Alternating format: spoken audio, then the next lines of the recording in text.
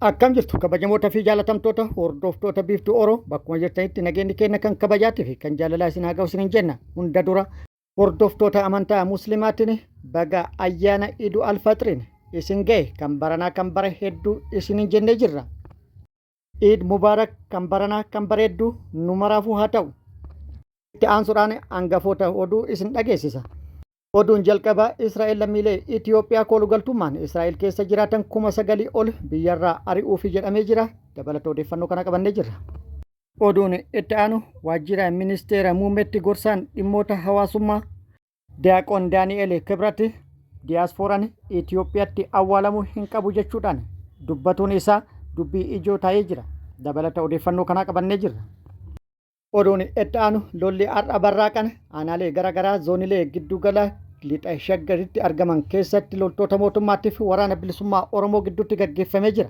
Lola lixa shaggar aanaalee garaagaraa keessatti haala wal fakkaatuun loltoota mootummaatti fi waraana bilisummaa Oromoo gidduutti deemaa ture irratti waraanni bilisummaa Oromoo miidhaa guddaa dhaqqabsiisu meeshaalee waraanaa hedduu Zu-23 dabalatee hiikkatuun konkolaattota hedduu hojiin ala taasisuun akkasumas loltoota mootummaa hedduu hojiin ala taasisuun injifannoo argadhe jedhee jira. Dabalata odeeffannoo kanaa qabannee jirra.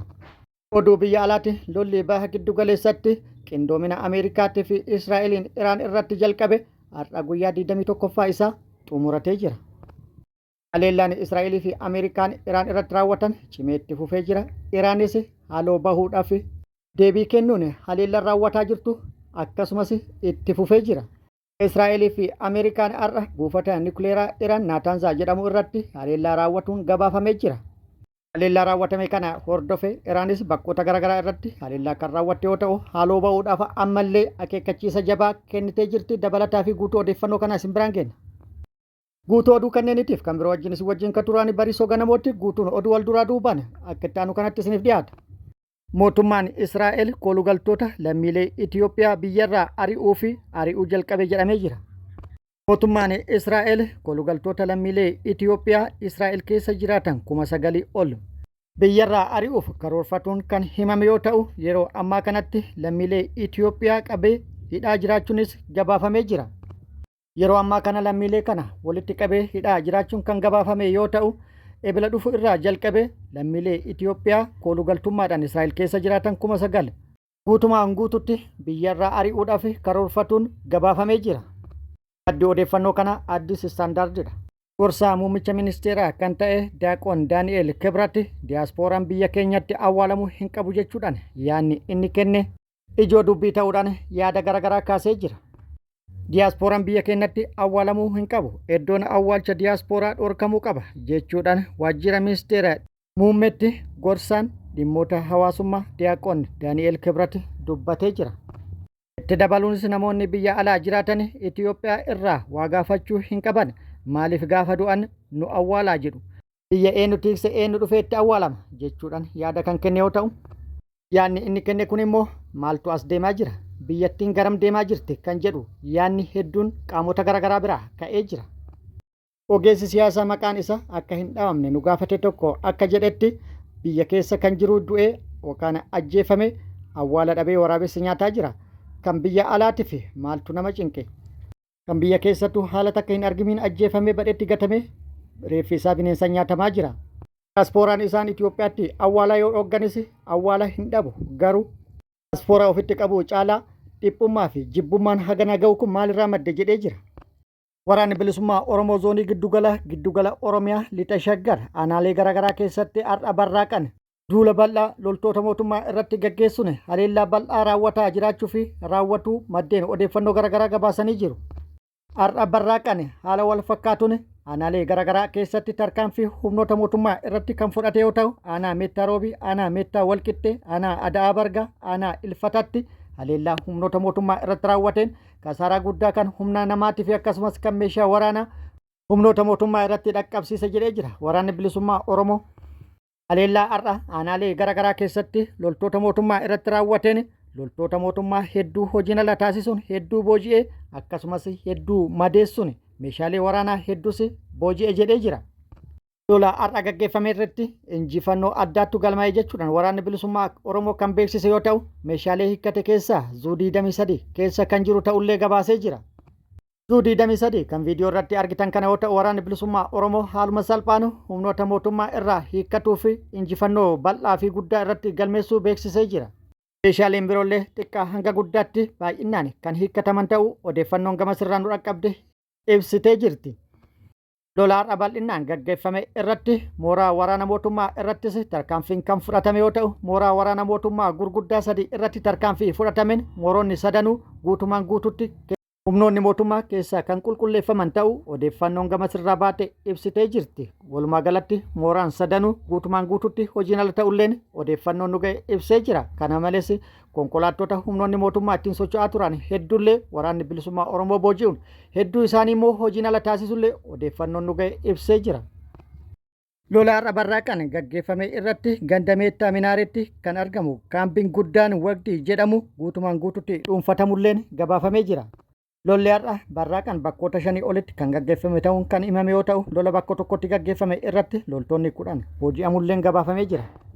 Lola barraaqaan bakkoota garaagaraatti gaggeeffame kanaan miidhaan guddaa fi kasaaraan guddaan mootummaa irratti dhaqqabee jira. Mootummaan humna dabalataa akka erguuf gaafatame bakkoota garaagaraatti humni dabalataa ergamaa jiraachuun illee gabaafamee jira.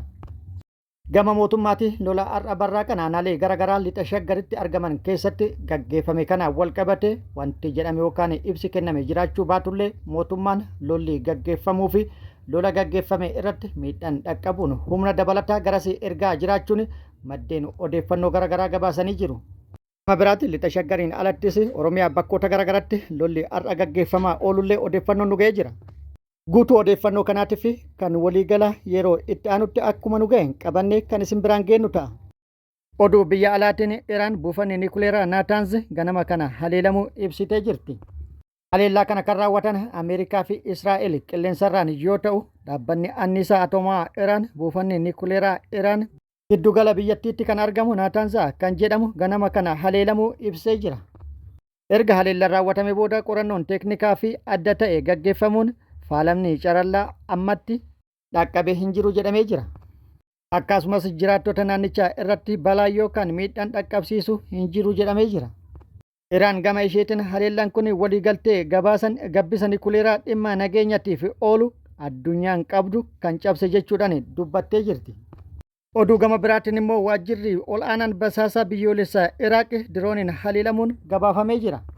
Sanbata har'aa haleelamuun kan ibsame waajjirri basaasa ol aanaa magaalaa Baagdaad keessa jiru waajjiricha irratti miidhaan hangam akka dhaqqabe hin ibsamne.